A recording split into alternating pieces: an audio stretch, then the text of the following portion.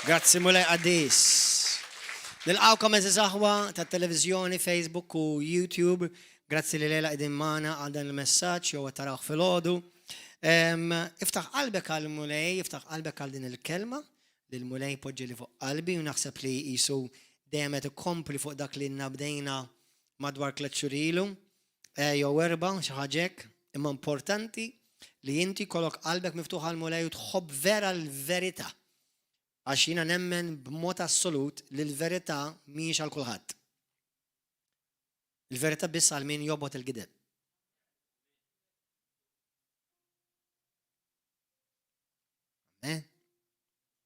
Jekk inti tikkomoda l-gideb m'intix denju għall-verità. Anyway, mela ħajja nitolbu flimkien? Alleluja. Missi Addis ingrazzjawk tal-kelma qadisa tiegħek. Nitolbuk biex inti titkellem mal-poplu tiegħek. Mimilja ruħi mulej qudiemek u biex inti titkellem minn fommi. Li naf li sew il-poplu tiegħek hawnhekk miġbur u sew dawk fi djarhom ħajkun qed jisimgħu din il-kelma. Grazzi li inti tidlikli xuftejja u qalbi u għajnejja u widnejja u s-sensi kollha tiegħi biex mulej kull waħda minnhom jaqdu lilek. U ngħid biss dak li tridni ngħid int f'dan iż-żmien u l-istaġun qed ngħixu fih. Għati glorja, irċivi glorja, Missi Addis fisem ibnek Ġesu Kristu. Amen. Grazzi li skont il-kelma tiegħek aħna dak koll il-Bibja tgħid li aħna u li aħna għandna dak koll il-Bibja tgħid li għandna u aħna kapaċi. Dak koll il-Bibja tgħid li aħna kapaċi fi Kristu Ġesu. Amen. Morru fi ktib ta' Amos, kapitlu 3. Amos, kapitlu 3. Amos huwa wieħed mill-profeti tat-Testament il-Qadim. Alleluja. Aħna tnejxu fi żminijiet interessanti aħwa. U kemm hawn minnkom plisi kooperaw ma' dak li ħansaqsikom. Kemm minnkom temnu li aħna tnejxu fl-aħħar ta' żminijiet. Olli dejk, please. Jekk temmen li aħna qegħdin fl-aħħar ta' żminijiet olli dejk. Dik hija l-maġġoranza tagħkom. Naħseb kulħadd ola jdeh. U iva nemmen li aħna tnejxu f'dawk l-aħħar żminijiet u nemmen li hemm ċans serju li jiena u inti nkunu dik il-ġenerazzjoni li naraw il-Ġesu Kristu. Li Ġesu jiġi għall-Knisja tagħna u aħna nkunu għadna hawnhekk. Issa bħalma ġiliet u nerġa' ngħid dan l-istess twemmin kienu jħadnuh l-apostli u l-Knisja kollha ta' matul iż-żminijiet.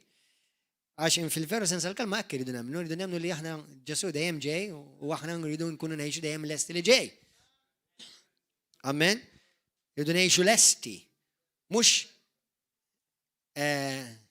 nagħmlu lil nfusna lesti xi darba la nkunu nafu li ġej. Aħna rridu ngħixu lesti. Amen. Mhux nagħmlu li rridu mbagħad kif nisimgħu dalwaqt ġej inlestu. Rridu ngħixu lesti. Amen. Għax għal ħafna li ma kienux lesti, għavolja Ġesu ma ġiex ma' Ruma. Ġifieri waħda jew l-oħra dik ħatalqa żgur. Jew jiġi għalik u għint tmur miegħu. Issa jekk tmur miegħu ħaġa tajba. Jekk ma tmurx miegħu mhix ħaġa tajba.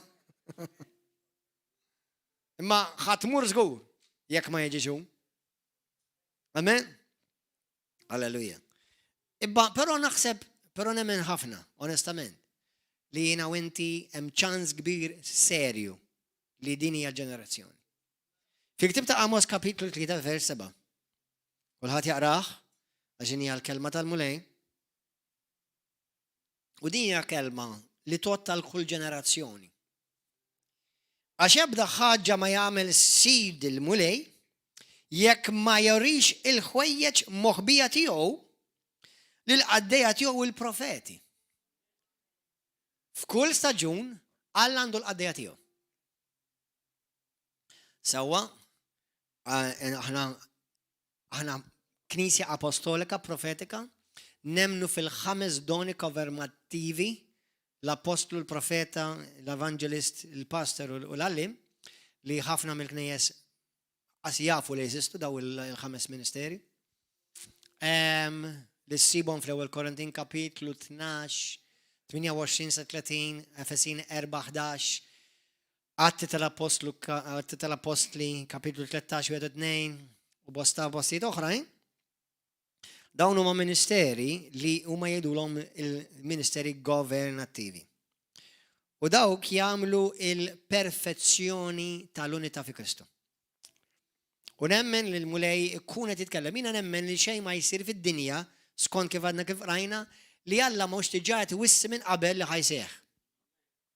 Jiġifieri number one xejn ma jiġri b'kombinazzjoni u xejn ma jiġri b'sorpriża. La Alla u laqqas għal dawk li huma jisimgħu lill-Alla. Amen? Jiġifieri Alla jitkellem sew mal-poplu tiegħu b'mod ġenerali, ma wkoll għandu għaddejja speċifiċi li hu għajjem fil-ġisem ta' Kristu biex matul iż-żminijiet u jkollu vuċi fid-dinja u jkollu xhieda. Amen? Alleluja. Illum il-messaġġ tiegħi huwa l-ewwel nett huwa ta' biex inkunu il-mulej jrid li aħna number one jekk aħna tassew dik il-ġenerazzjoni tal-aħħar x'ħanamlu? Kif ħadd iħħendilja din is-sitwazzjoni? Jekk aħna nemmnu li aħna l-aħħar ġenerazzjoni jew ngħixu fi żmien li aħna naraw il-miġja ta' Ġesu u l-miġja ta' Ġesu għad-dinja tfisser ġudizzju, għall-Knisja tfisser fidwa. All right? Jekk aħna dik l-aħħar ġenerazzjoni u ma jfissirx li għax inti tiġi l-Knisja Knisja, għax f'Mattew kapitlu 25 jitkellem fuq Knisja li biss nofsa inħatfet u daħlet ma' Kristu u nofsa l-oħra intilfet. Allura ma jfissirx jekk ikun hawn mitruħ huma Alla. Jalla!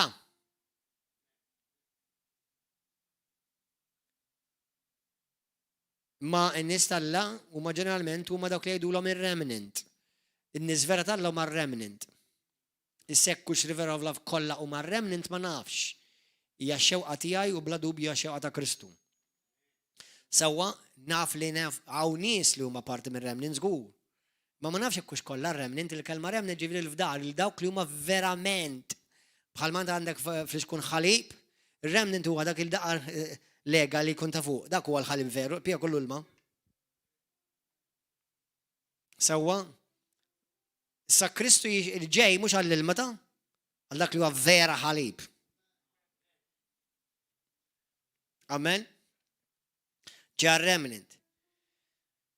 Salmulej qed jitkellem mill-profeti tiegħu, jitkellem mill-qaddejja tiegħu, sejħilhom li trid. Però tiddejjaqx isejħilhom profeti jekk huma profeti. Bħalma xut ma jdejqux jgħidu li huma l-profeti folots. Mela puntana fejn huma l-profeti ġenwini. La tant inti bravu taf li huma l-folots, mela orini fejn huma l-ġenwini. Jekk apostlu huwa vera apostlu, tiddejjaq xejn li dak huwa apostlu. Jekk xi ħadd huwa vera pastor, tiddejjaq xejn lu pastor. Dak huwa l-unur fis-salt, la kif imorru l-affarijiet. Jekk xi ħadd huwa evanġelist, tiddejjaq xejn lu evanġelist. Dak mhux titlu, dak huwa diskrizzjoni ta' xogħol. Job description jgħidula fil-Bibja. Amen? U tattent biex ma tħallathomx, jekk inti msejjaħ evanġelist ma tmux titejjaq inti pastor. Jekk inti pastor tistejjaħx li inti profeta, jekk inti issa dak li huma apostli vera ġenwini nemmen li jmissuhom kollha. Dak li huma ġenwinament profeti, apostli, sorry, jmissuhom kollha. Imma msemma dak tal ieħor. Mhux daqshekk importanti għal maturità tiegħek fi Kristu, ma tajb li tkun tafu. U ħalli inti tkun taf għaliex jitkellem Alla, kif jitkellem Alla, li ma fhom jitkellem Alla, f'liema kunċett Alla titkellem. Per eżempju, importanti din tkun tafuha bħalissa jien qed nagħllem kors tal-Bible College li huwa jismu Hermeneutics. Hermeneutics fisser kif tistudja u tinterpreta l-Bibja. Huwa kors importanti ħafna ħafna ħafna. Waħda mill-affarijiet li huma kruċjali, pedamentali u fundamentali meta inti tiġi biex tinterpreta l-Iskrittura hija l-ewwel Korintin kapitlu 11 vers 32. Fejn tgħid fej Pawlu qed jgħid li hemm tliet gruppi ta' nies. Tafuhom dawn tliet gruppi? Kemm minnkom tafuhom dawn tliet gruppi?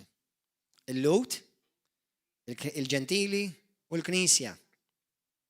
Jekk Ġentili jaċċetta l-Kristu f'liema grupp jaqa'? Jekk Ludi jaċċetta l-Kristu f'liema grupp jaqa'? That's it. li ma l-gruppi huma salvat. Knisja biss.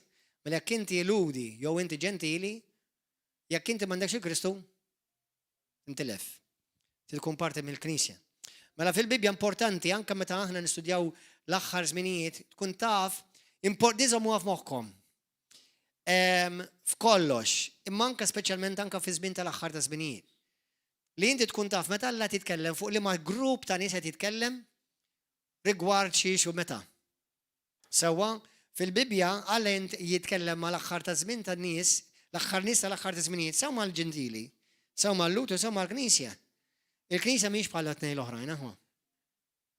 Alla ma jiddiljax mal-Knisja kif jiddilja mad-dinja jew mal-Lut. Amen? Mela għall-Knisja dak li huwa mistenni huwa lest tal-Knisja, mhuwiex dak li huwa mistenni u lest tad-dinja u għall-Lut. Capisci, amigos? Yes, muchachos? Yeah, bueno. Tago bueno, hallelujah. All right. Hallelujah. Okay. Morru fil-ktib ta' ħanidkom da' xejn jiġri madwarna bħalissa fid-dinja. Jiġri madwarna bħalissa fid-dinja. Bħalissa il-pjattaforma għal dawk li għandkom għandkom għandunajtux, please indunaw. Jekk intom għandkom għandunajtux, bħalissa qed tiġi preparata il-pjattaforma l-preparazzjoni għall-Antikrist. Għall-Antikrist. U din importanti li inti taraf li inti tgħix fi żmien tal-Antikrist. U inti importanti tkun taf li inti l-ġenerazzjoni li hemm ċans kbir li inti ħatara il-manifestazzjoni tal-persuna Antikrista timmanifesta. Diġà hemm bosta nies u profeti talla jemnu l-Antikrist ġewwa ħaj. Diġà fostna, diġà twilet. Bħalma Ġessu bħalma Alla sar bniedem u għamar fostna hekk ukoll l-Antikrist ħajsir ħajidħol f'persuna jitwilet u jikber. Qed tifhmu? Bosta nistalla, bosta profeti talla jemnu li diġà l-Antikrist huwa ħaj. Amen? Kemm minnkom temnu li l-Antikrist diġà qiegħed hawn.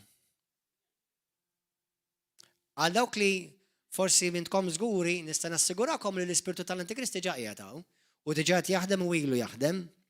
Però ma nafx hekk intomx tindunaw li kif daqqa waħda ħalli ngħid f'daw l-aħħar 5 snin, ha. Kif daqqa waħda f'Malta madwar id-dinja, ma nafx hekk intomx qed tindunaw kif id-dinja nqalbet ta' taħt fuq left, right and center. U kif l-affarijiet qed jiġru ġiri sfrenat, letteralment a run to the last days. Kemm minnkom qed tingħataw dawn l-affarijiet. Qed tindunaw il-bombardament kontra il-morali kristjani, kontra l-Knisja, kontra l-libertajiet tiegħek li ġew mogħtija minn Alla mhux minn Brussell.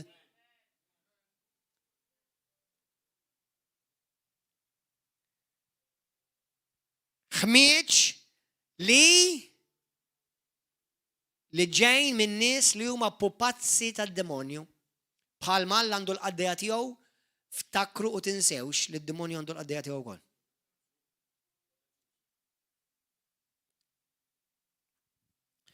Tant ma qed jiġru madwarna affarijiet li kważi tqum kuljum u kuljum storja ġdida. Tal-bliħ laqqas tleħħaq. Laqqas tleħħaq ma x'qed jiġri madwarna. U f'pajjiżna xejn inqas jekk ma nazzardax ngħid ħafna iktar. Għal dawk li taħsbu li pajjiżna hija eċezzjoni, nfakkarkom li daw l-aħħar ftit snin kellna min jiftaħar li Malta hija fuq ta' quddiem fuq ċertu liġijiet u li Malta hija tiġi mużata biex introduċi ċertu liġijiet fl-Ewropa. Malta, ta' kemm importanti Malta? Għamil żmien ngħidilkom naħseb l-Antikrist għandu villaġġatura. Illum naħseb għad xtara daru biċ-ċart.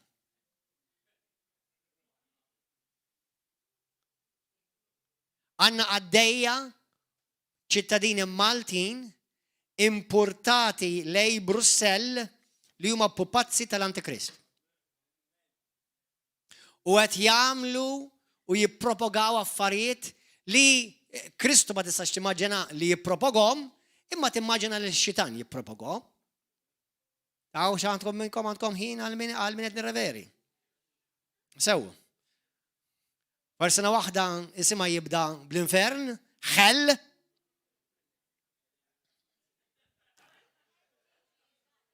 Hell. Yibda by hell, and that's why she's releasing hell. But thank God, hell is bound in Jesus' name. Hallelujah.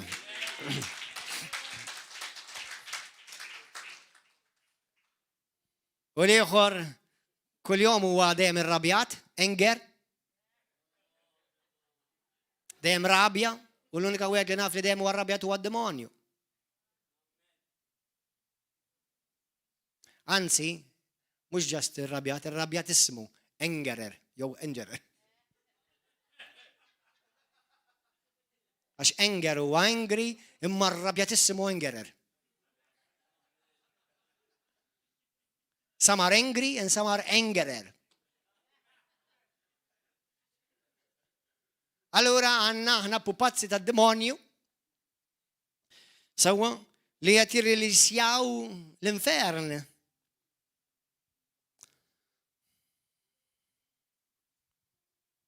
Sewa għandna membri politikanti, membri parlamentari li suppost ma jirrappreżentaw il-Malta bisu il-kurċifiss is-salib, m'għandix problema, ma jafu għadik. Imma immorru jitradixxu l-Kristu bħal mamlu Ġuda u jivvotaw għal liġijiet biex tidħol l-abortion f'Malta. U apparti dawk it-tnejn li semmejtilkom hemm oħrajn. Sew kulur blu u sew aħmar. U għalhekk nħeġġitkom tiċċabsux ma' daw iż-żewġ partiti.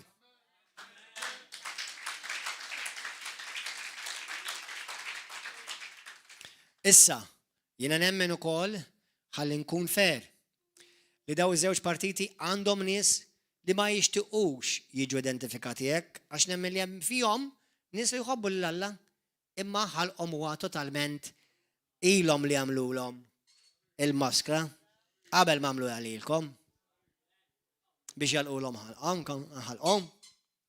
Imma la huma fal dak il-partit ma tistax tħan nivvota lil da għax da miskin orajt. Xorta xi qed dak il-vot il-bord ħajmur għall-partit. Allura, illum jiena buċi minn qudiem ilkom ivvotaw l-Abba. Partit Abba.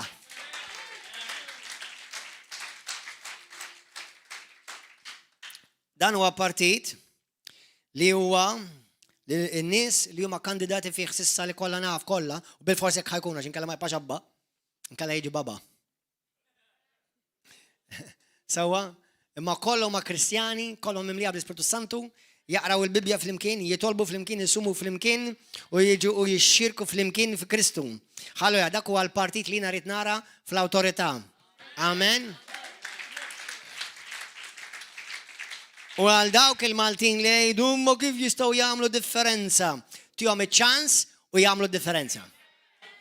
As simple as it. Amen. U bħalma qalu il-grupp tal-kantanti Abba, take a chance on me. Not on me, but on Abba. Għal dawk li intom parti mill-grupp ta' Abba, l-aħwa kollha ta' Abba, tistgħu tagħmlu il-signature tune tal-partit, take a chance on me. Hallelujah. Amen. Xaħat għalli li bħala ċajta u ċajta oġbetni, għadda tajta. Amen, propja għallu għili biex ikunu sarkastika ma kienet tajba, I like it. Hallelujah. Hallelujah. Ismawni, saħu. Dan mux messaċ bħal tas-soltu, imma irrid nħeġġiġkom biex intkom tkunu alert għazmin li qed ngħixu fihom.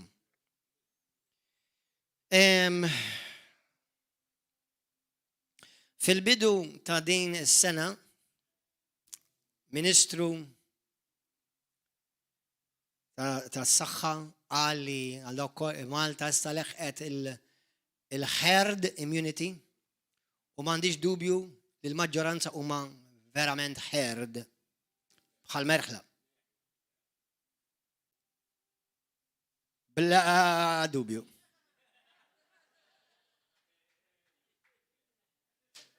Huwa insult li jgħidilna li jgħid il-Maltin herd bħal naċ ta' bendu, ma bħal mettilkom, aħna ma nix naċ ta' bendu, aħna naċ ta' Kristu. Alleluja. Issa, wara l-indunajna li issa l-herd immunity nlaħqet u l-problema żdiedet. Alleluja. Għal dawk li jaħsbu li għal dawk li ħadu jew ma ħadux il-vaċċin għal affari tiegħek, itlob fit-texwiċ il-bulej, one way or another. Pero pajjiż li Gibraltar, kama tafru l-Gibraltar, iktar minn 100% li ħadu l-vaċċin. 118, 118% tal-pajjiż ħadu l-vaċċin. Illum il-ġurnata qegħdin kollha magħluqin ġewwa għax il-virus infirex bla doċċ ġewwa il-pajjiż ta' Gibraltar u jekk tgħidli jekk hawn xi ħadd jaħseb li ġab il-virus xi ħadd li għax mhux ivvaċċinat, infakkarkom li ħadd ma jista' jidħol dak il-pajjiż jekk mhux ivvaċċinat. Għidli minn fejn ġie il-virus. Eżis aħwa għaw aħwa li l-lum il-ġurnata il-vaċċini mankom. U għal dawk li għatluhom ma jistaw jidilkom xejn. Tħabiex rasek. Għal dawk li qed jgħidu taħseb li ma jridkom xejn il-vaċċin, ħudu kull wieħed li joħroġ. Kollha ħuduhom, ara ma tmorrux timminsjew ġiwiet. Please. ħatkunu protetti żgur mill-common sense. Iċċabxpux.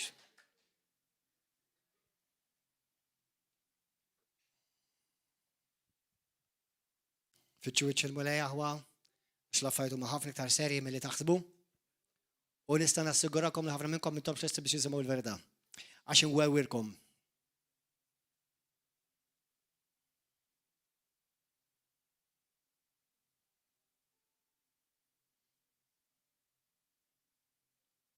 Le, minix għanidilkom. Fitxu u s-sibu.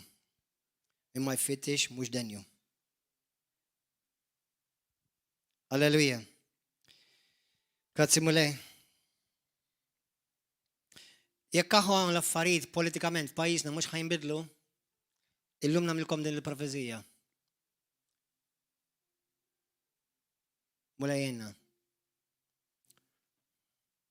Sena d-dieħla tkun sena diffiċli ħafna. ħafna.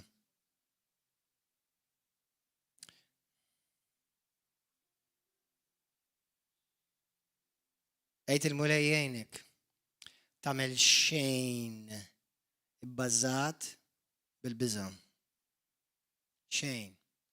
Nfakkrek li anke jekk timxi bil-biża waħda biss tiġa tidneb. Tiġa wadnub qudiem Alla.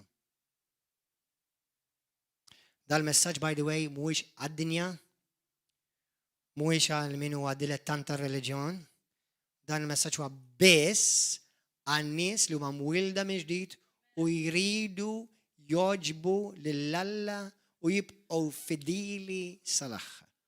Mela dan mhux għal ħafna min nies, dan huwa għal ftit min nies. Għax anke ħafna Kristjani mhumiex fidili li Alla. Jekk l-affarijiet mhux ħajnbidlu, pajjiżna ħajnqaleb ta' taħt fuq hawn. Il-konfużjoni u l-frustrazzjoni li dieħla f'pajjiżna hija tal-biki u tal-biża'.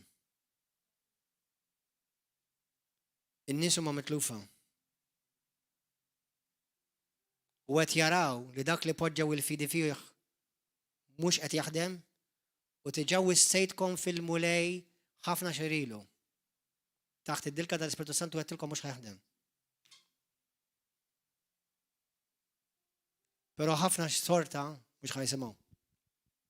Għax bħalma għamlu l-mulej, bħalma l-mulej inqeda bil-ħmir tiegħu matul is-snin u ħafna xorta ma semgħuhomx. Illum ġurnata xorta waħda ħafna mhux ħajsimgħu.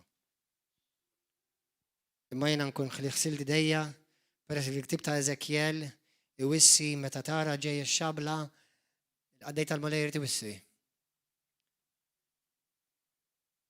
Però xorta ħajkun hemm min ikollu rasu maqtuha. Xorta. Fil-ktib ta' Ġeremija Marwen.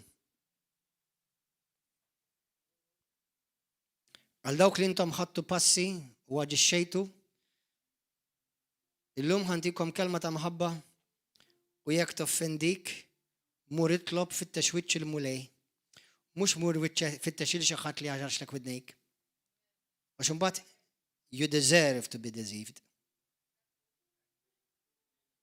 Jekk int fdajt il-bniedem, poġġejt il-fidi u t-tama tiegħek fil-bniedem mhux qal il-bniedem, indnibt. And I'm not joking. As a matter of fact, I wish I was. Indnibt.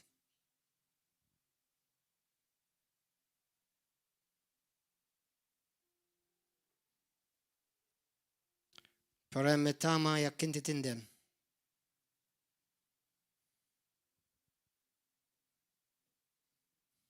Ġeremija 17, morru waqra Wazjes, please. Araw li l-mulej mhux qed jiċċajta. Dan jgħid il-mulej. Misħut il-bniedem li jittama fil-bniedem. Misħut, ta' Ġeremija 17 vers 5. Misħut il-bniedem li jittama fil-bniedem. Li jfittex il-qawwa tiegħu fil-ġisem. Li jfittex il-qawwa tiegħu, il-konfidenza tiegħu fil-ġisem. U titbiegħed qalbu mill-mulej. Mela inti tafda l-bniedem u qalbek titbiegħed mill-mulej. Il-kelma tal-Alla tgħid min jemmen il-messaġġiera tal-mulej, min jemmen il-profeti tal-mulej jistana u jitbierek.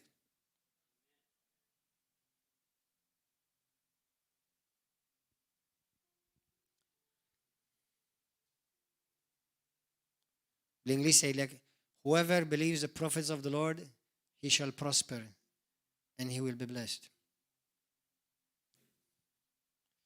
Nfakkarkom li profeti hemm ħafna. U il-maġġoranza huma profeti folots. U l-profeti folots ħafna minnhom mhumiex fuq pulpti, ħafna minnhom huma fuq Facebook, huma fuq l-istazzjon nazzjonali, huma fuq il-Super One, fuq il-net, fuq il-TVM, fuq Left Living. Għaliex il-Bibja tgħidlek id-dinja tisma' lilhom. Dawk huma l-profeti folos toqgħod attent. Jekk jiena wettek xi ħaġa u bil-kontra sar, li kieku Kristjan, kieku profeta fals, kieku jiena llum. Għandikom eżempju, jien nagħmlu kieku jiena ngħidilkom jien profeta. Kieku ngħidilkom hekk. U jiena nagħti profezija li jiena ngħidilkom issa saraħ rasek. U bil-kontra jiġri x'tagħmlu minni intom. Forsi ma tħaġġunix għax ma tkomx dritt u f'post pajjiż demokrati ma nistax nagħmlu dal-affarijiet. Ma tiġix tismani iktaru. Taf kemm għandna profeti folos fil-gvern. Taf kemm tisimgħuhom intom. Taf kemm taf dawhom koll intom. Taf kemm igwadukom affarijiet u kollox il-kontra sar. Qed tara għaliex intom imqarqa dawk li intom tisimgħuhom. Għax qalkom mhix vera tafda fil-mulej.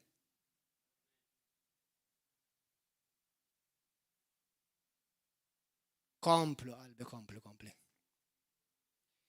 Jekk intom taħsbu li ħafna ma jistgħux jintilfu għax jiġu l-Knisja, iftaħ għajnejk. Infakkarkom fi żmien Noa, għaliex Noa. Għax Ġesu jgħid li ż-żmien tal-aħħar ikunu bħal żmien Noa.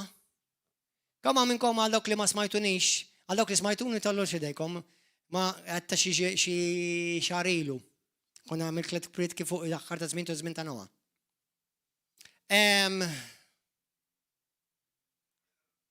Taf kemm kien hawn nies fid-dinja fi żmien Noa? Kemm hawn xi ħadd għandu ħiel? Taf kemm kien hawn nies? Kemm hawn żmien nies bħalissa fid-dinja? 7 biljun. Taf kemm kien hawn nies fi żmien Noa? 10 miljun. X'qed ngħid? 10 biljun. Fid-dinja fi żmien Noah kien hawn 10 biljuni. Kemm salbaw minn 10 biljuni? 8. Wara wieħed imtektek miġnun u jgħid il-ħmerijiet ħadd ma semgħu.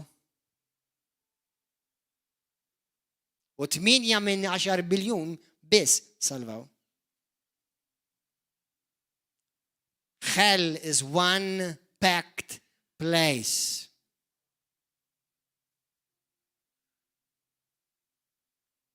Kompli għafda il-politikanti li huma l-pupazzi ta' Brussell, li huma l-pupazzi tal-Antikrist. Kompli għafdom, ara ma tmux titlef xi program. Ara ma tmux titlef xi biċċa news. Ara ma tmurx ma tobdix. Kompli. Għax hekk ħaqek, għax inti qalbek mhux vera tal-mulej. Kompli. Kompli għamel eżattament. Vaccine wara vaccine, booster u booster u booster u booster u booster u booster. U dan baqa, u dan l-aħħar wieħed wara kull 16 wieħed. Imma inti ma temminx allura f'daw l-affarijiet. Nemmen f'dak li jaħdem. Bil-provi. Tinsi x'qed jgħidu bħalissa, taf x'qed jgħidu bħalissa madwar dinja? Believe the science. Għaliex believe the science? Mela science you need to believe it. I need to believe the Bible. Chap. Believe. No, science you don't need to believe. Science is evidence, not a belief. So why are you asking me to base my life on a belief? I believe what I can't see. But you show me evidence if it is science. Imma tant issa m'hemmx evidenza li se tgħidu just believe the science. Belief, mela aħna mela science is a belief.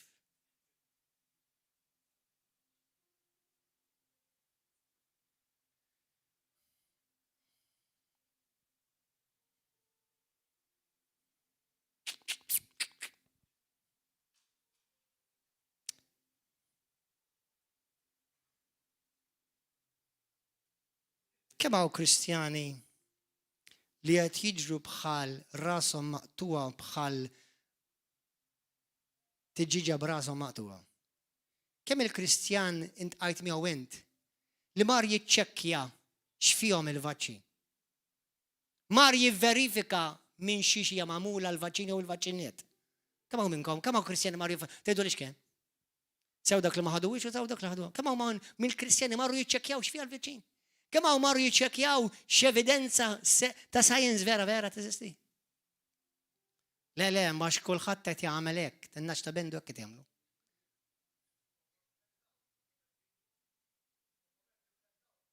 U dokumenti kollha blacked out. Dokumenti blacked out. Fl-Unjoni Ewropea, dokumenti li meta saqsuhom għall-evidenza kollha ingassati bl-iswej. Morru ħudu l-vaċċin. Għax hekk suppost. Sala jiġi l-marka tal-bima, morru ħuduha għax hekk ħajamlu ħafna.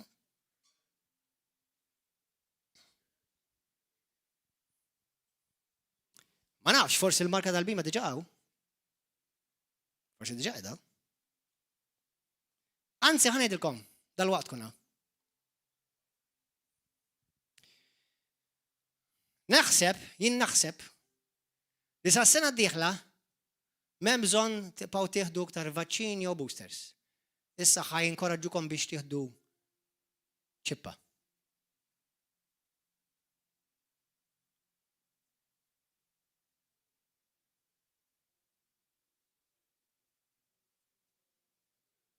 U ħafna ħajħduha.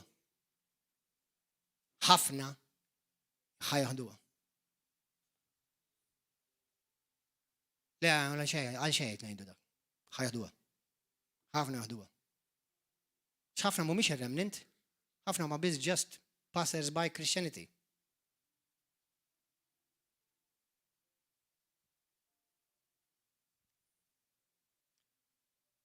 Jiena moħħa waqqaf il-ħadd. Jekk Alla ma ddejjaqx jeqred 10 biljun ruħ, jekk jeqred 7. Inqas.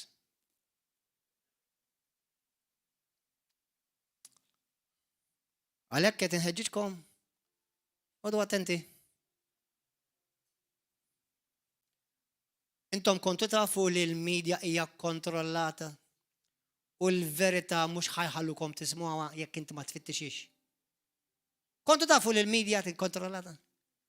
Kontu tafu li inti mhux ħajħallu lil xi ħadd jiġi b'xi evidenza xjentifika fuq istazzjon nazzjonali ma tarax. Mhux ħajħallu. Ma ngħidilkom mhux ħajħalluhom. Dan nafu by facts.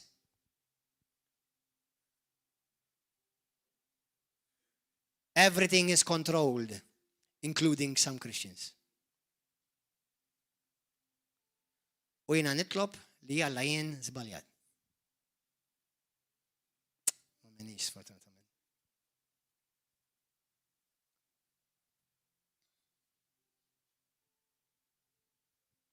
Anka l-Facebook huwa kontrollat. Istazzjonijiet televiżjoni ta' Malta huma kollha ikkontrollati. Speċjalment it-tlieta l-kbar kollha kontrollati. Mur, u taraħ minn filosofija.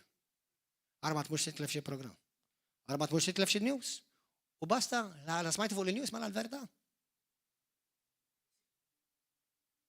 Proset għalik.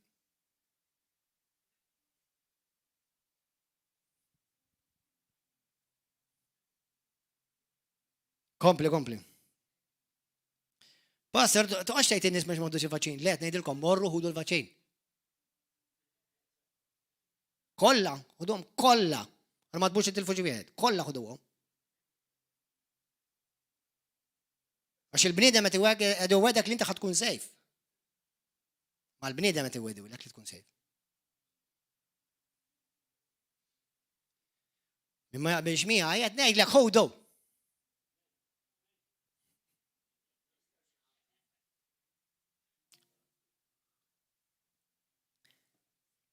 Jekk inti temmen fih, jiena nemmen li inti temmen fih.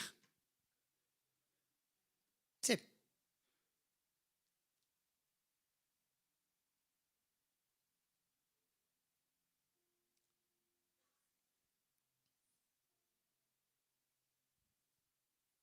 Tistgħux jiena li jistgħu l-Kristjani kollha, jew ma joħdux il-Kristjani kollha, jieħdu l-booster, jew il-booster 1, 2, 3 and 4. Ma tagħmel l-ebda differenza, xejn zero. Jekk Malta jisalvawx 100,000 jew 250,000 jew ħadd, ma tagħmel l-ebda differenza lili. Xejn, zero, nothing. Nothing, zero. Ma mhux dik ix-xewqa tiegħi, ta' xewqa tiegħi li kulħadd isalva. Imma mhux ħajsalva kulħadd. Bla dubju mhux ħajsalva kulħadd.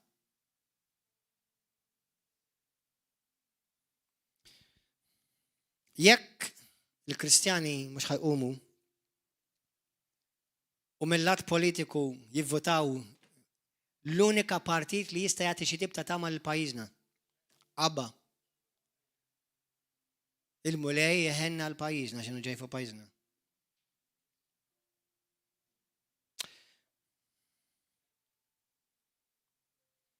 Ħanidilkom issa jiena kull ma ngħidilkom jekk ma jkollix kelma żatta ċara li Alla hekk qed jgħid, ħanidilkom hekk qed naħseb. Number 1,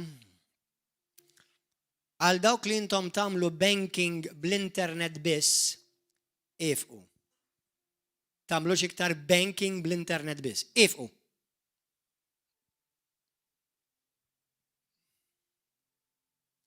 Titfawx fluskom kollha li tiddependi mill-elettronika, elettriċità biss. Flusek li taqla titfax kollox fil-bank. X'naħseb jien? Dak li ġej fuq id-dinja, jekk kollox ikollok fuq il-bank, fil-bank, u jekk jedduk, li ma tistax tieħu flus jekk m'għandek xi ħaġa fik. X'tagħmel? Jekk il-power grid li qed jaħsbu li dal-waqt ħasseħ fid-dinja taqa' int ma tistax tara xejn internet. Dak kollu li jiddependi fuq l-internet f'ħajtek, int ħajtek tispiċċa. Għal dawk li intkom għandkom karozza taħdem bl-elettriku biss, ħażżumuha biex tfarfruha fil-garaġġ biss. Isimgħuni aħwa. Issa tħabbiex ara jekk inti taħseb lejt ngħid il-ħmerijiet.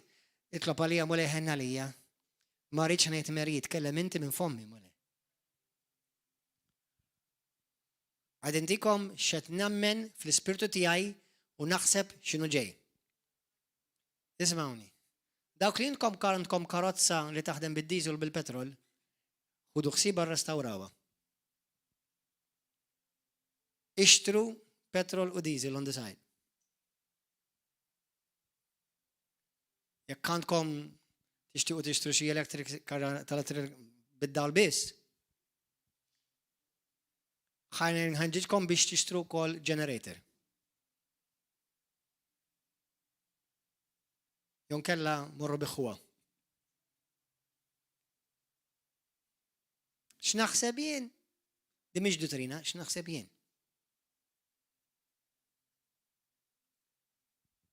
Morru biħħuha. Jekk inkom għandkom fluskom kollha f'bank wieħed, tħallux kollox f'bank wieħed.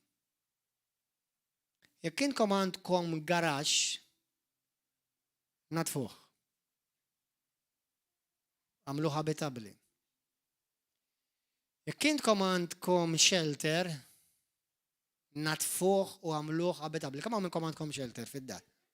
Għaw xatt għandu shelter? Għamlu abitabbli, bis-seta ngħidilkom. Inni ngħidilkom dil-kelma. Għamlu abitabbli. Dawk li għandkom shelter, għamel shelter abitabbli.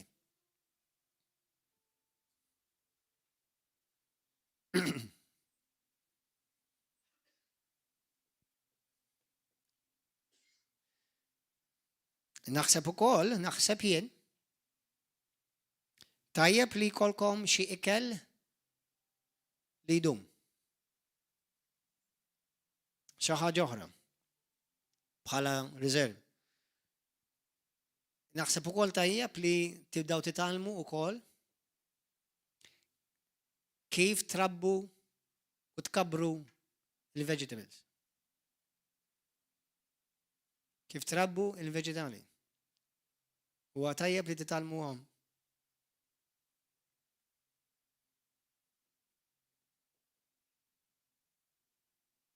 Għal dawk li nkommandkom l-smartphone, għodu attenti fejn għandkom ċertu settings, fejn jgħidlek li inti you are marked, everywhere you go, you are marked. Location. Neħħuha. Itfija. Itfuha.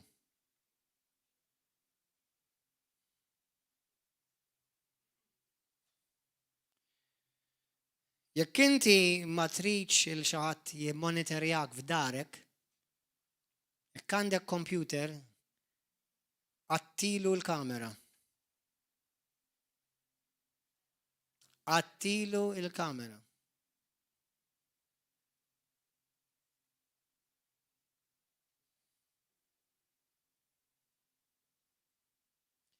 Jekk inti tittiqpa fidil sal-aħħar, ibda s-saħħaħ fil-mulej. Before it's too late. Isma' x'jgħid il-mulej. Isma' x'tista' timmaġina li jagħmel il-mulej. Titlifx u taqtax ix-xirka. Lut 10 morwen.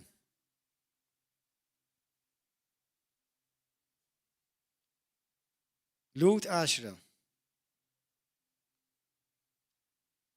Ma nafx kemm il-mid darbet ilkom timxiex bil-biża.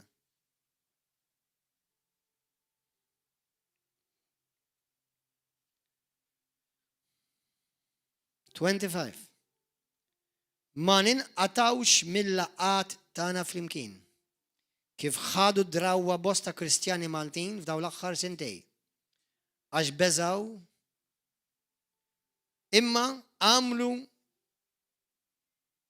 l-qalb il-xulxin u dan wis aktar tamluħ, għandkom tamluħ, aktar ma taraw qiegħed joqrob dak il-jum. Mhux joqgħod id-daru ibża iktar ix-xierek bil-kontra. Għax fejn hemm il-għaqda, hemm il-qawwa u hemm is-saħħa. Tinqata' rasek u jibalek ladu.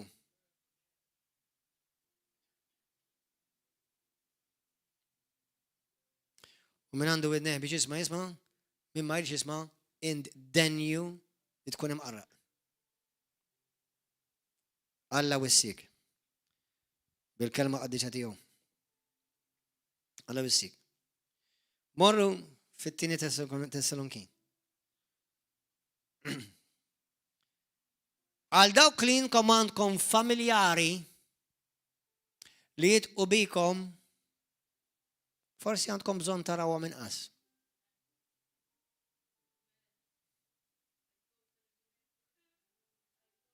Forsi għandkom bżonn tarfu min vera l-familja tiegħek.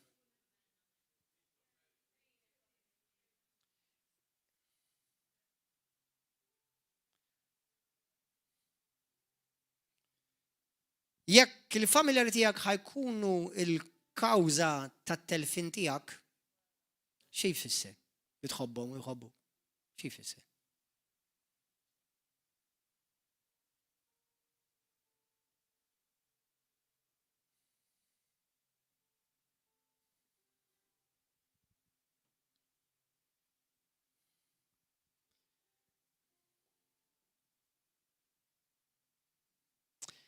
L-aħwa vers 1.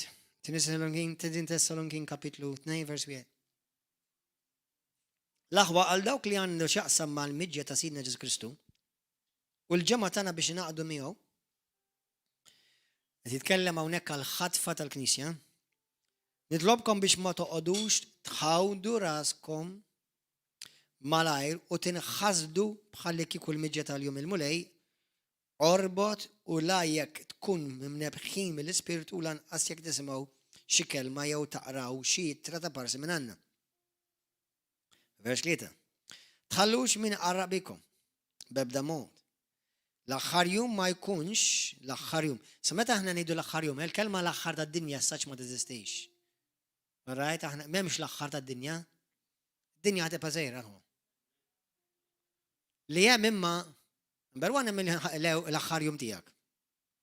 U jekk għadek ħaj u tinżertaħ ħajkun hemm l-aħħar ta' żminijiet li qed ngħixu fihom. Imma daw iż-żminijiet li ngħixu fihom ħajnagħlaq is-separju bil-midja ta' Ġesu. Mela tħallux il-min jaqraq bikom b'ebda mod għax l-aħħar jum ma jkunx magħna qabel ma jkun seħħet. Mela qabel ma jkun ġi Ġesu, qabel ma jiġi Ġesu, diħa jiġri l-ġrat. U li qed tiġri, qed tkompli tiġri u tikber iktar. L-aħħar jum ma jkunx magħna qabel ma tkun seħħet ir-rewixta, jew nkella apostasija. Li ħafna ġifieri jitbedu fl-ewwel Timotju kapitlu 4 vers 2. Fl-aħħar ta' żminijiet l-Ispiritu Santu jgħid bl-aktar mod ċar ħafna jitbedu mill-fejdi. Jekk taħsbu li ħafna minn River of Love tbedu mill-fidi, għaw knejjes ħaħalqu fid-dinja f'daw l-aħħar sentej. Kontu tafu għom minn Kontu tafu li knejjes ħaħalqu? Għedha s-saħħ l-iskrittura? Li ħafna jitbedu mill-fidi?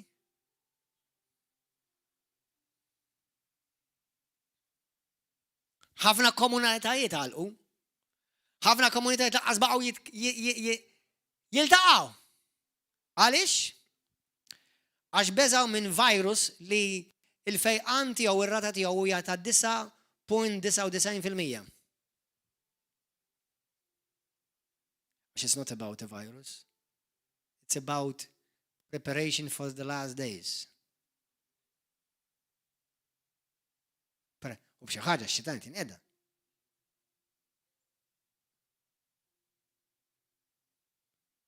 Ma qatel ħafna nies passer. Qatlet ħafna iktar influenza. Smajt biha?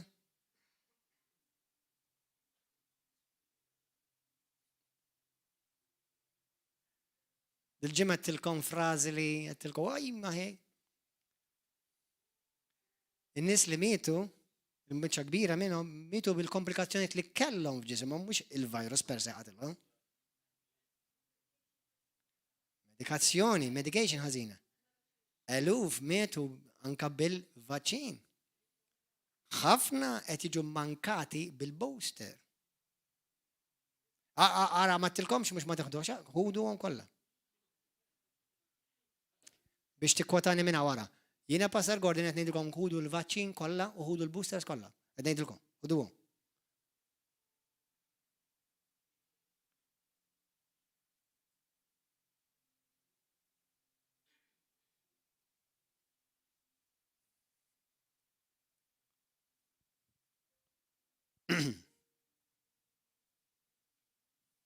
Isma. Tħallux il-min Arabikom. Bl-ebda mod.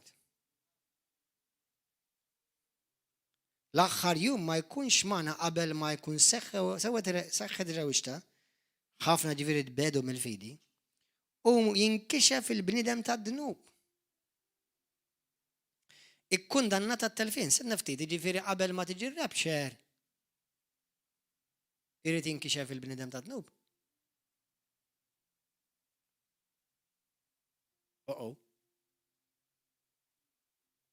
Sanna ftit, għanna ġa naqra di. Għaw xaħat tifhem li qed nifhem.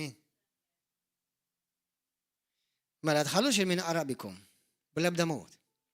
L-aħħar jum ma jkunx magħna qabel ma seħħet ir-rewixta, dik hija l-kelma apostasija ġifieri ħafna jitbedu mill-fidi. U l-oħra hija u jinkixef il-bniedem tad-dnub. The lawless one. Ikkundannat għat-telfin. Bid-dera, qabel ma tiġi xi tip ta' rapture, irridu jseħħu daw iż-żewġ affarijiet. U li jqumu jintrafa fuq koll ma jġib l-isem ta' Alla. U jew kull ma meqjum mill-bnedmin. Senna ftit, meqjum mill-bnedmin. Issa ħanilkom din il-kelma meqjum hija misleading. Għax aħna ħafna minna il-kelma qima tafx naraw f'għajnejna? Sena ftit. Bil-kemm il-Kristjani għamlu għaddik aħsebu għal-bnedmin? Xiri dejt bija? Xieġifieri mela? Xiri dejt bija mela? Li daħal fuq kollox u d-dinja ħatqimu. Kif ħatqimu? Kulħadd jibda jżarku b'deh?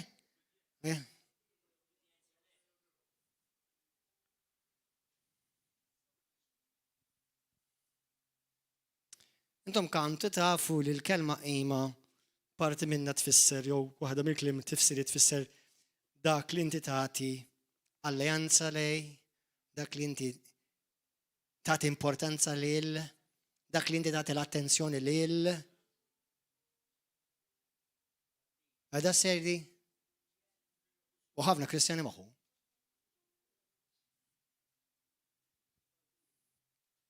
Li kieku jina d-demonju, jina x'noqgħod ngħaddi minn dal-ħesil kollu meta l-maġġoranza tad-dinja diġà tiegħi.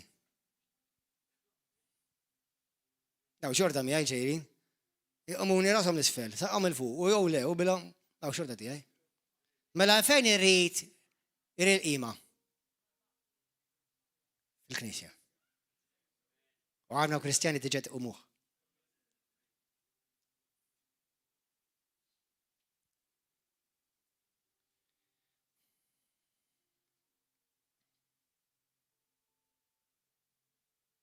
U li jqumu jintrafa fuq kull ma jġib l-isem ta' Alla, jew kull ma jum mill-bnedmin.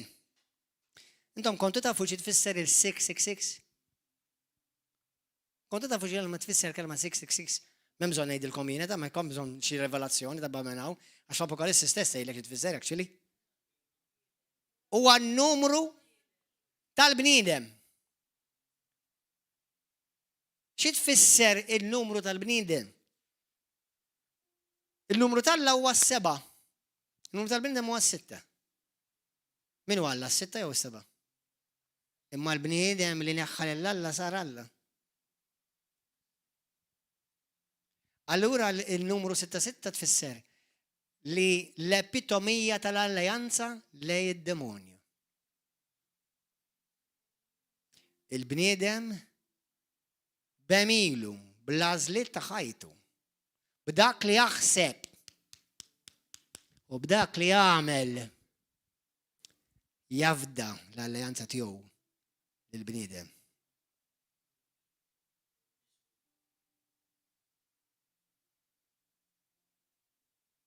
U min jafda fil-bniedem offenda l-Alla. Congratulations, Christians.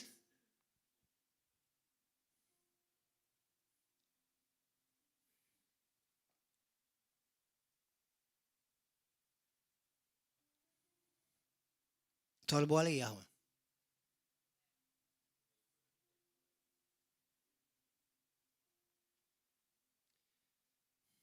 Għaxi mux aħjar noqdu nitkellmu fuq il-vejqan u fuq il-barki, mux aħjar.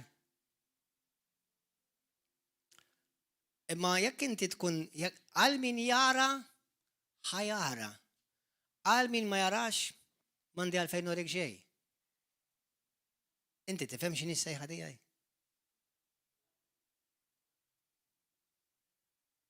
Inti tafa x'inhi s-sejħa ta' dal-ħmar?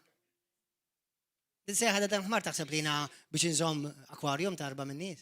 Taħseb li dik hija s-sejħa tiegħi? Mara semmek ħader ċivi. Għazid. Le. It's not just that. Inti taf taħt xiexa tpoġġi. Do you know what you're sitting under? For His glory. But it's important that you do recognize it. For your own benefit.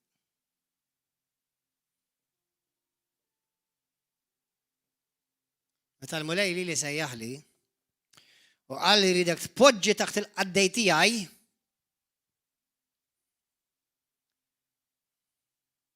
naf li dak il-qaddej ma kienx kwalinkwa ministru, x'huwa ministru li mess id-dinja.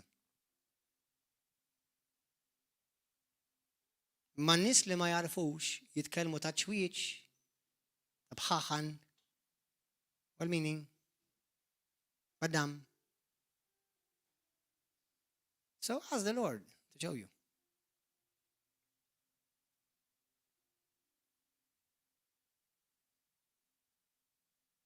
Aħna narfuhom il-ministri dak li Ministeru tal-Affarijiet Barranin, Ministeru tat-Turizmu, Ministeru tal-Infrastruttura, tafux Ministeru jien għandi? Jew li Alla f'dan ibih għal-ġid tal-Knisja, mhux dawn l-erba' ħatanta biss. Dak inti tarfu, mhux jien. X'in nibża.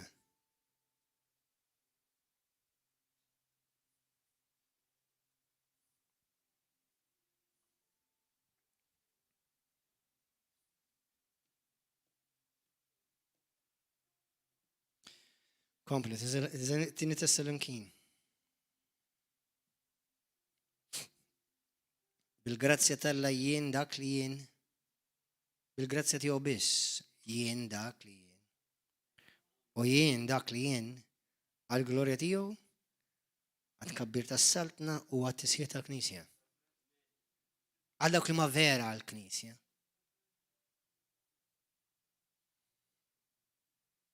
Mhux dawk li ġast imorru l-Knisja. U bosta mill-ministri tal-Antikrist huma fil-Knejjes. Bosta ministri huma fil-Knejjes. Jina u inti ma nsirux u li talla għax nieħu jew ma nieħux til-qima. Siru li talla jekk verament tkun imwieled minn ġdid maħsul bid-dem tal-ħaruf tal-Alla Ġesu Kristu.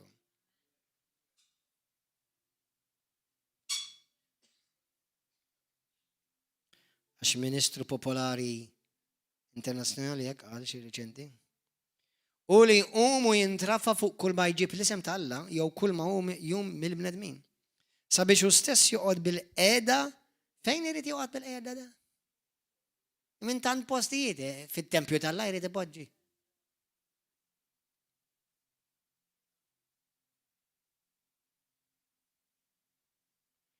U jsejjaħ lilu nnifsu Alla.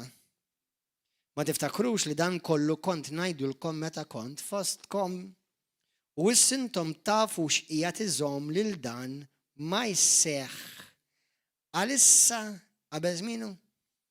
Tafu taf min qed jirreżistih da kollu? Ir-remnant. Il-poplu veru ta' Alla.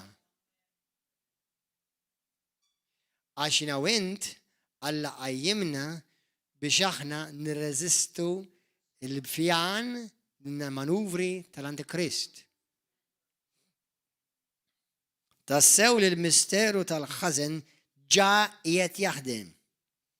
Imma kull ma għandu jiġri ma jiġrix qabel ma jkun inwarrab min-nofs dak li issa qiegħed irażnu.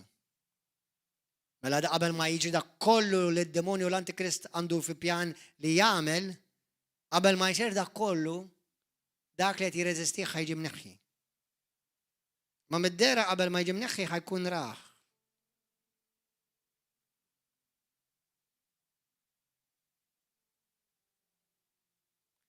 Jekk tiġa jeżisti, ma kamaw.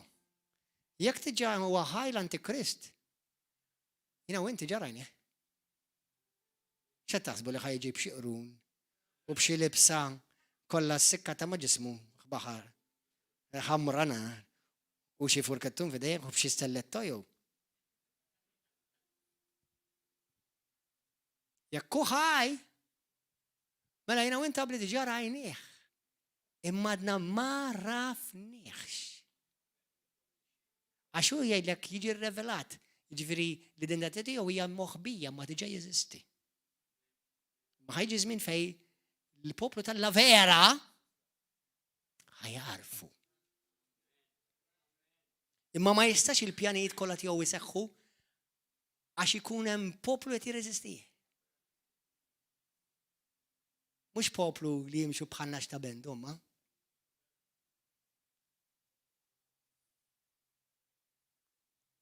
Il-poplu li jisimgħu leħni jgħid il-mulej.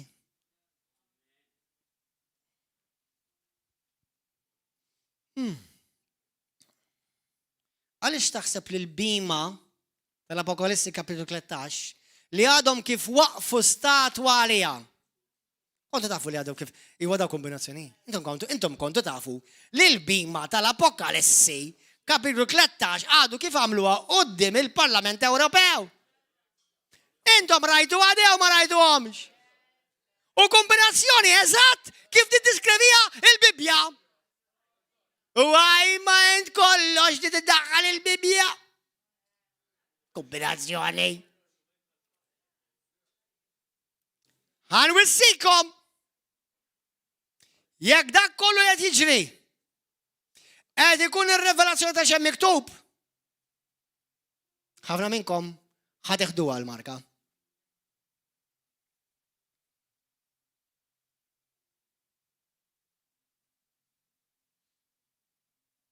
Mulej, nitolbok fissem ibnek Aziz Ġesu Kristu. Tħallini ngħid xej li mhux minnek, mulej.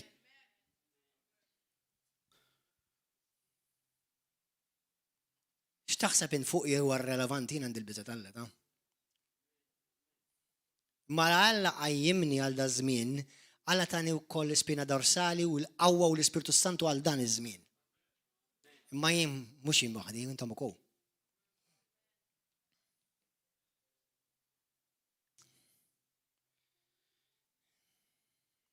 Isma huwa good news.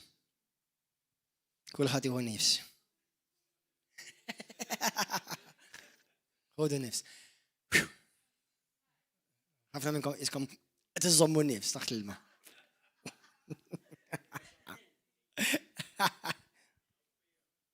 That's right.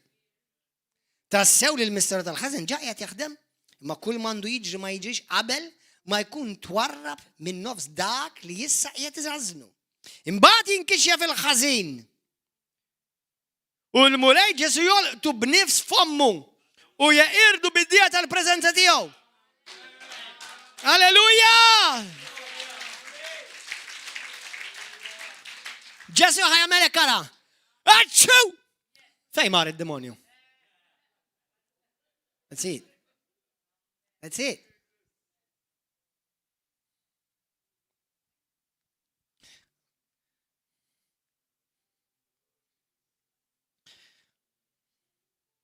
Ismawni, 10, ħajn edab kull xorta ta' u ħażen fuq dawk li huma ikkundannati għal erda għax ma ħabbewx u ma laqgħux il-verità biex jisalvaw.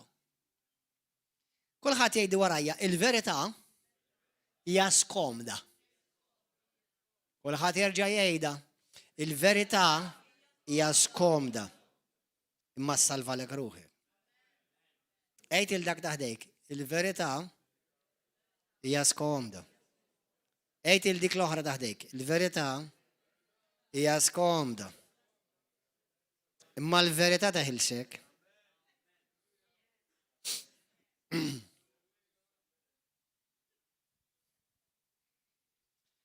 Ħalli bekk daw kollha li ma jemnux il-verità imma joġobhom il-ħażen ikunu ikkundannati. Aħna niżżu ħajr dejjem l-Alla minħabba fikom l-aħwa minħabba bin mill-mulej għaliex Alla għażilkom biex tkunu l-ewwel frott tal-fidwa bil-qdusija tal-Ispiritu Santu u l-fidi fil-verità. Alleluja. Morru fl-Apokalissi kapitlu 13. Malajr. Kemm min ngħidha xi ma nafx kemm min ngħidha. Tlift il-ħin, tlift il-boxla. Tlift il-ħin, mux il-boxla, sorry. Ma nafx, I lost time, vera. In-nisi għanejt? Ok, ħanalaq malla rejja. U rajt tila mill-baħar bima li kella 10 tiqrun. U 7 irjus, baxar diademi. Fuqa runa, u wisem midaj fuq irjusa. Il-bima li rajt kienet isa pantera, riġleja bħal ta' ors, ħalqa donnu ħal tal-iljon,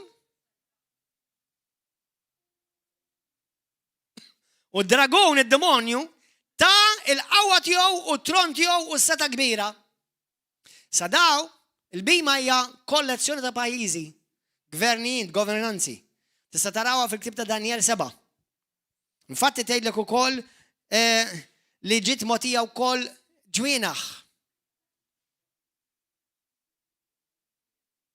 U kombinazzjoni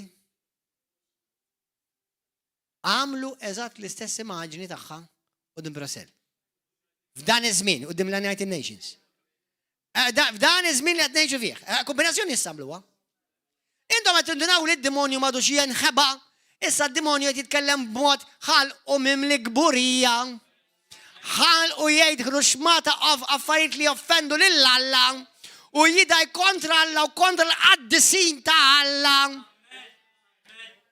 U ħafna Kristjani qed iġab Pawlu u dal-waqt imorru jifutawlu.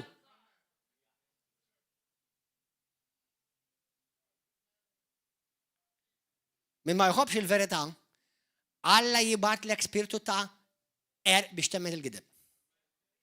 U dak mhux jien qed ngħidha. Alla nnifsu.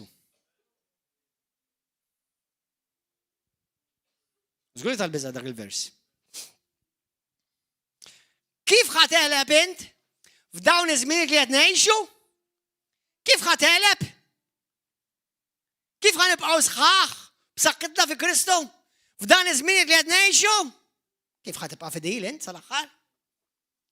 Ħanilkom il-punti malajr. 1.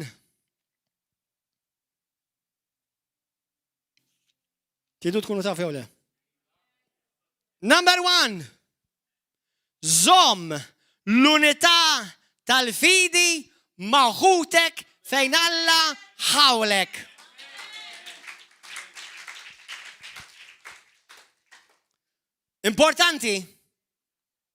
Importantissimu, ħafna iktar milli taħsbu. X'dan jaf x'qawwem fl-unità.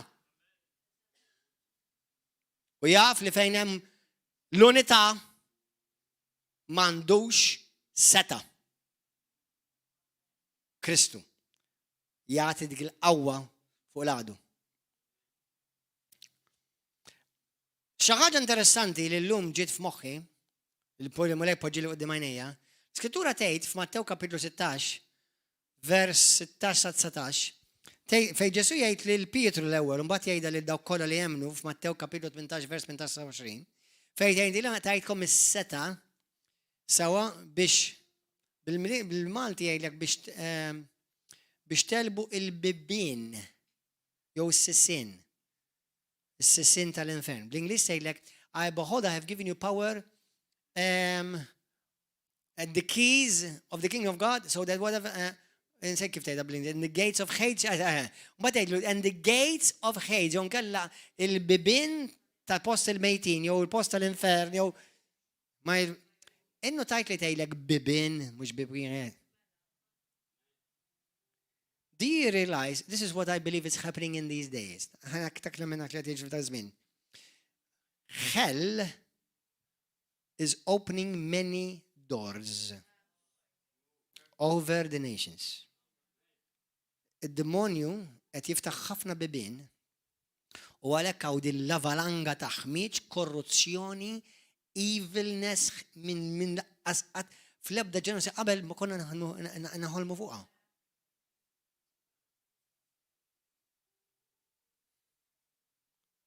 Min fejn uħġiera ġen il-ħmieġ kollu, bla-ment, avalangi, ġimma wara ġimma. Il-bibin li qed jinfetħu. 50 snin u ħanilkom aħwa meta Malta kienet għadha kwieta u konna ta' ngawdu moralità sabiħa, u da mhux ngħidilkom xi 20 sena ilu da. Sa Alla kien ta' viżjoni ħolma. Fej rajt ir-relaxxati, għax illum fakkari lil-mulej, ġew ir-relaxxati 3 żrinċijiet spirti fid-dinja. Kont qedtilkom tiftakruha kemm minnkom tiftakruha dik. Waħda marret New York. What's in New York? United Nations. L-aħra marret il-Washington DC. What's happening there is affecting the whole world. The third one came to Malta.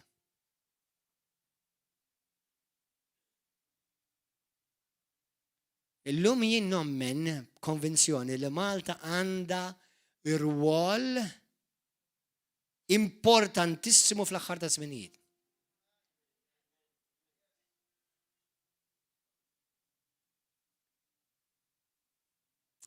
U nemmen jew ħanejlek inħoss li jekk il-poplu talla ma jitlobx u jindimx għal pajjiżna, Malta tinqered.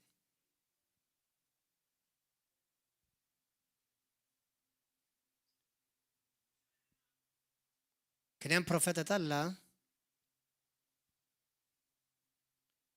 ma ħaġ pjaċir kif tkellem fuq pajjiżna. Tiftakruh dak? Le, mhux Dr. Rower. Sadu Sandar. Ma ħaġ pjaċir kif tkellem fuq pajjiżna. Jekk huwa ġenwinament profeta talla, Malta ħad iġi meqruda. Jina u inti dak li nirreżistu il-ħmieġ. U jżommok kontabbli Alla fil-jum il-ġudizzju li inti jkollok x'taqsam ma' ħmieġ politiku. Meta s-sint ġejt mwissi. U iva jina u inti msejħin biex ninvadu kull kamp, inkluż il-politika. Għax inti ma tistax taħrab mill-politika, il-politika tiġi għażlitek qabel ma żeltent.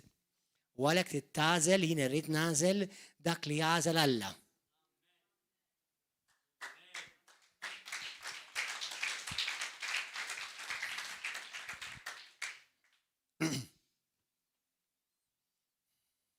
Aħjar l-erba' li għaddewux.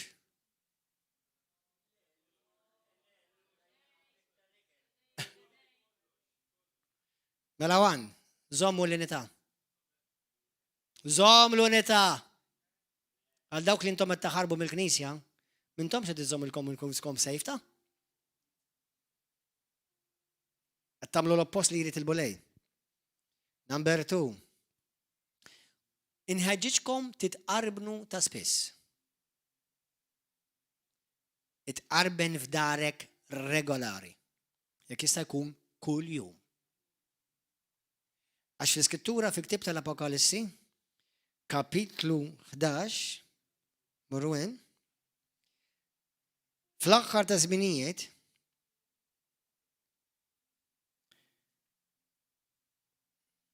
kapitlu 11, vers, halleluja,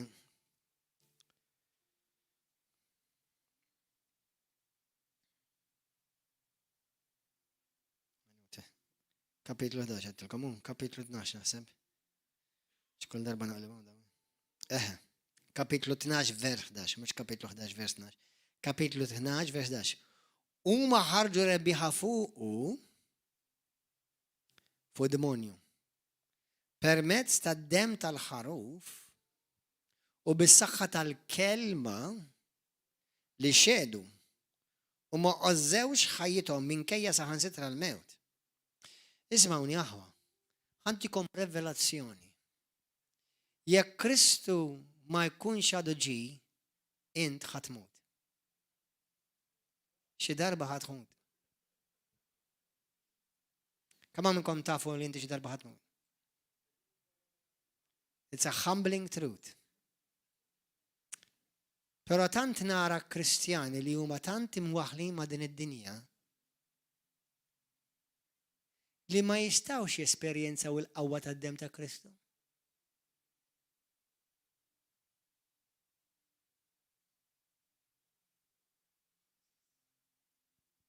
Aħna nikkwataw l-iskrittura ħafna bindhom ma drabi nofsa. Imma daw għelbu l-demonju għax ħajjithom ma żewix għalihom infushom, ħajjithom kienet ta' Kristu.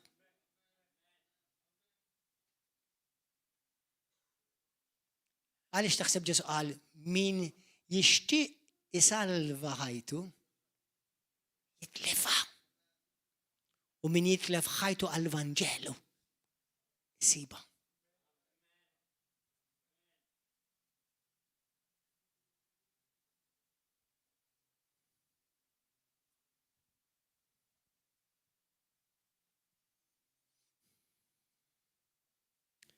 Il-mulej f'isem Ġesu Kristu jtik ħajja twila. U f'isem Ġesu Kristu qabel ma wettaq il-pjan tal-Alla fuq din l-art miena sejjer imkien. U l-ebda wed minnkom jekk qed taqdel il-mulej. Jekk inti ġast qed taħliha mela ma tagħmilx differenza bikum mingħajrek ġorta.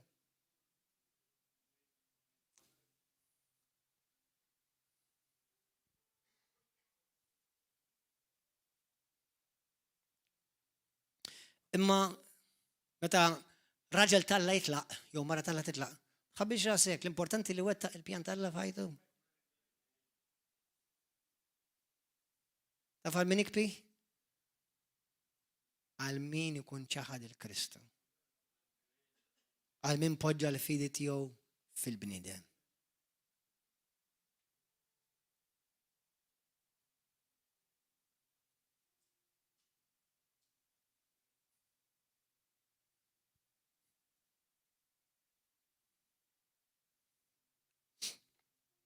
X'tippreferi tmut coward jew tmut tafdal Alla?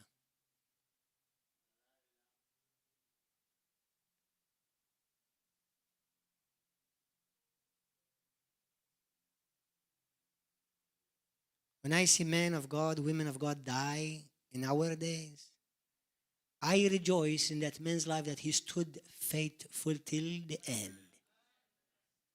Whether he was 30, whether he was 54, whether he was 64, it doesn't matter. He remained faithful till the end. You may be missing him, but he is not missing you.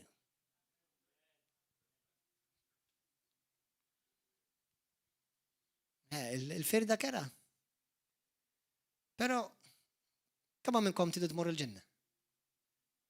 Bil-forsi tinza dal-ġisem xi darba. ħadd ma ħajaħrab minna dik.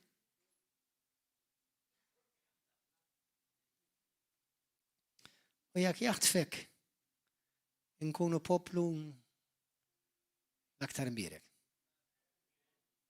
Imma ħajaħta fil-fidili da. Mhux it-tradituri. Infatti dik kun jum verament tal-biża. Għal min għalli ħajn ħetaf u għat jilab ma' d-dinja. Ma' s-sistema tad-dinja, ma' s-sistema tal-Antikrist.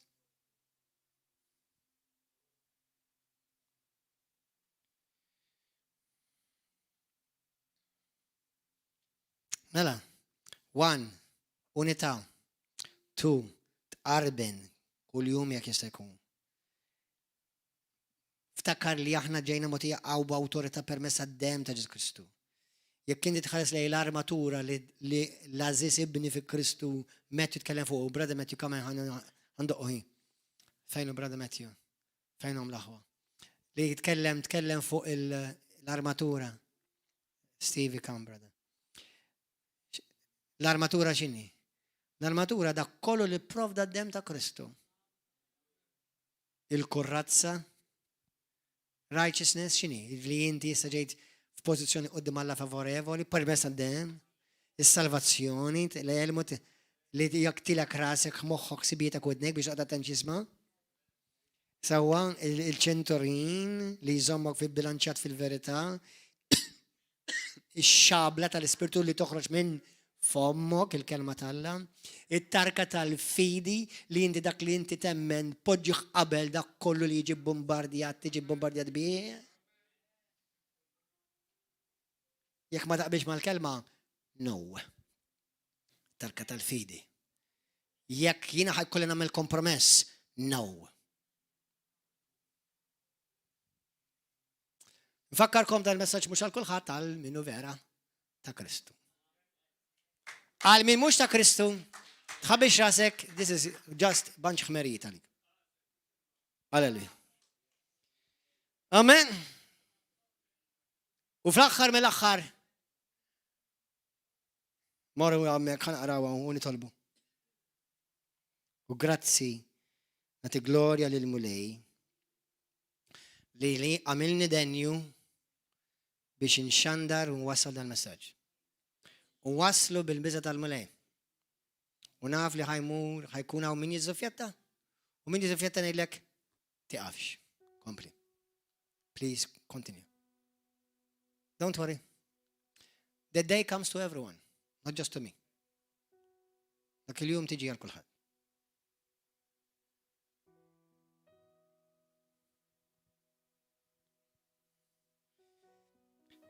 L-ewwel Ġwanni 5 u nispiċċaw bdi.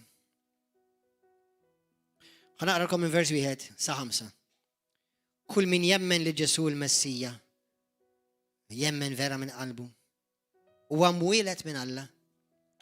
U kull min iħobb lil missier iħobb lil min twieled minnu.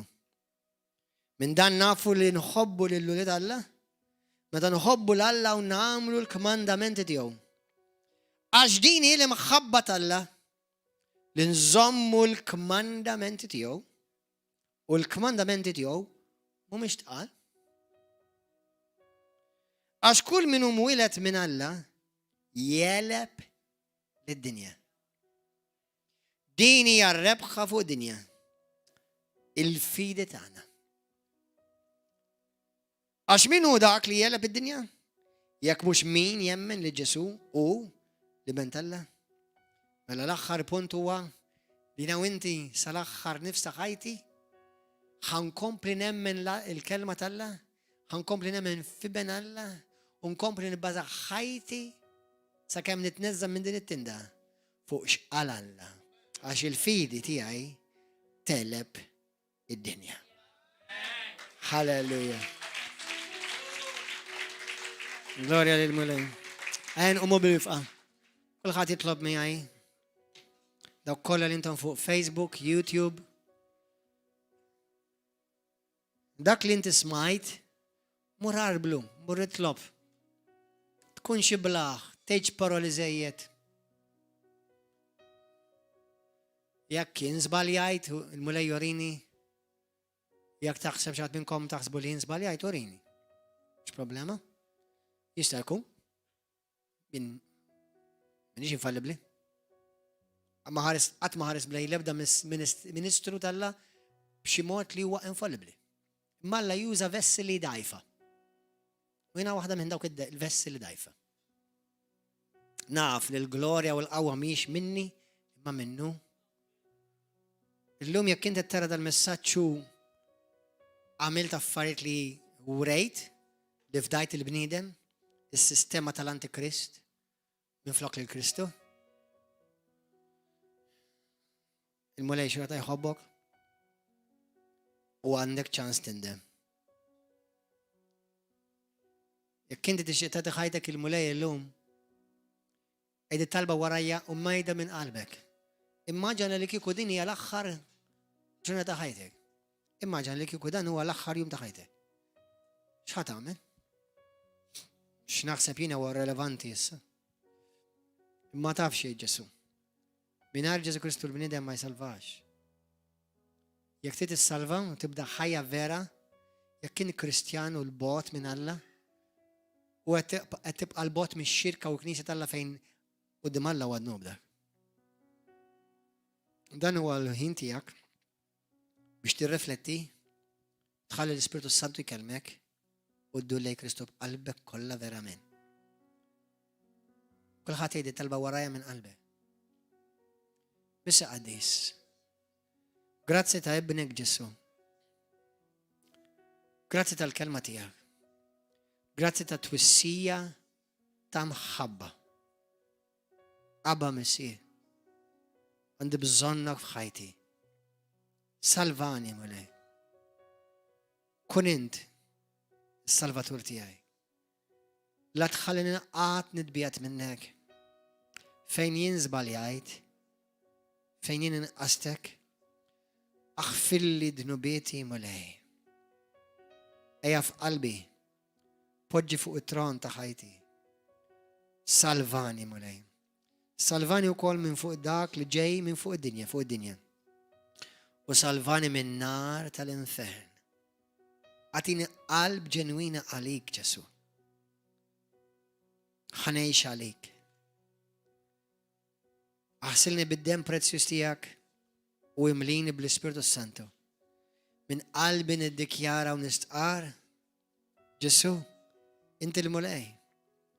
Int biss is-salvatur tad-dinja. Inti l-unika iben waħdini ta' Alla.